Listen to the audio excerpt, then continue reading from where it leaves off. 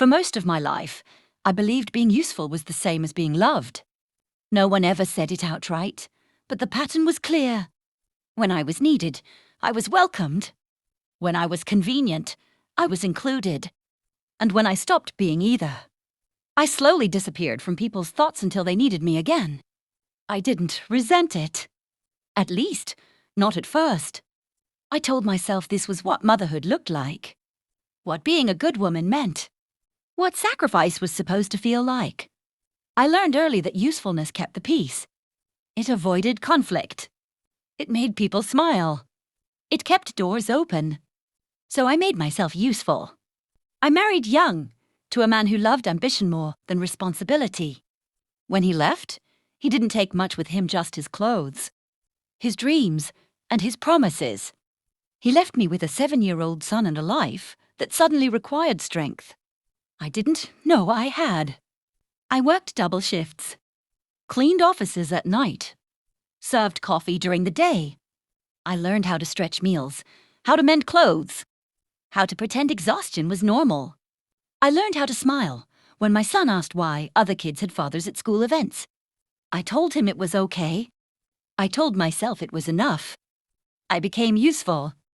When my son needed help with homework, I stayed up late. When he needed new shoes, I skipped mine. When he needed encouragement, I swallowed my fears and gave him hope. And when he grew older and needed less, I told myself that meant I had done my job well.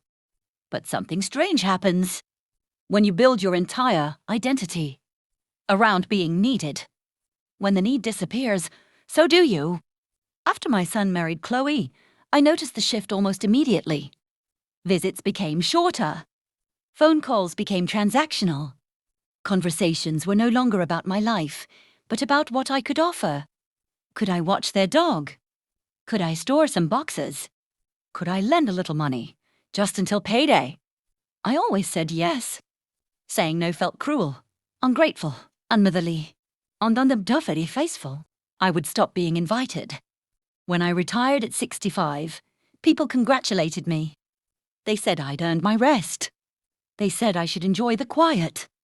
I smiled politely. They didn't understand that quiet isn't always peaceful when it's unchosen. At first, the days felt long. Too long? I cleaned more than necessary, rearranged furniture, found reasons to be busy. Then slowly, so slowly, I barely noticed it changed. The quiet stopped feeling heavy. I started drinking my coffee on the balcony each morning. I read books I had put off for years. I walked without rushing. I cooked meals just because I enjoyed them. For the first time since my 20s, my life belonged to me. That was when they came back. It was a Thursday afternoon when I found my front door unlocked. That detail may seem small, but it matters. I never left my door unlocked. I stood there for a moment, grocery bags heavy in my hands. Listen belong Tomady. A voice on the phone, footsteps, a laugh. Ainsi de mio. When I walked in, Ferdinand. Two large suitcases sat beside the couch. She looked surprised. No guilty. Not apologetic. Surprised. Oh, you're back already, she said. Already. As if I had arrived too early for my own life. I asked her if she had asked permission. Esa cheloged. The small, uncomfortable laugh people use when they don't like being questioned. We talked about this, she said. No, I thought. Yutal. Première listonnette. There is a difference. When my son arrived later with more bags, cheerful and confident, something inside me hardened. He didn't ask how I was. He didn't apologize. He told me they would only stay a few days. A few days has always been a flexible term in my family. A few days turns into weeks. Weeks turn into months. And somehow, it's always my responsibility to understand. I watched them move through my home like it already belonged to them. Using my kitchen. Sitting in my chair. Plugging into my outlets. And I realized something that frightened me with its clarity. They didn't see me as a person with a life. They saw me as a solution. Afrion. When I tried to explain how I felt, my son laughed. Not cruelly, comfortably. The way people laugh when they are certain they won't be challenged. Mom, you're overthinking, he said. You're alone anyway. You don't even use those rooms. Each sentence chipped away at something fragile. Allons.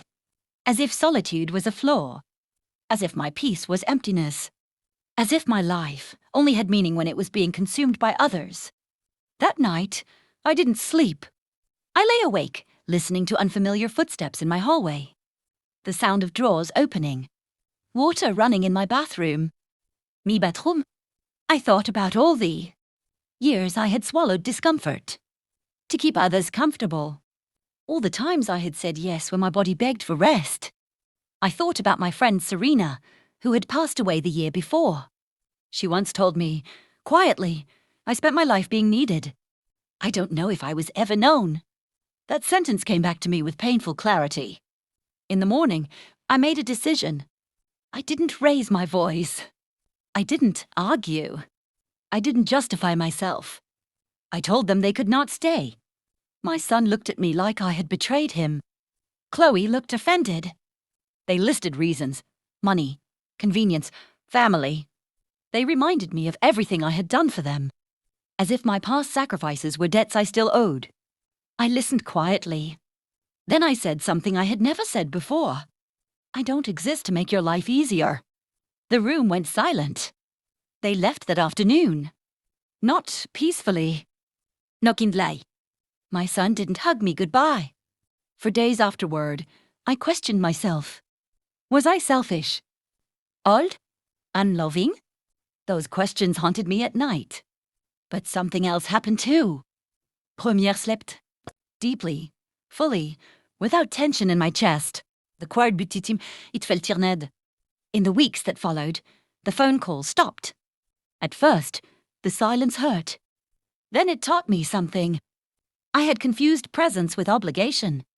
I had mistaken usefulness for love. I started setting boundaries in small ways. I stopped answering calls immediately. I declined favors when I didn't want to give them. And something unexpected happened. The world didn't end. Some people drifted away. Others adjusted.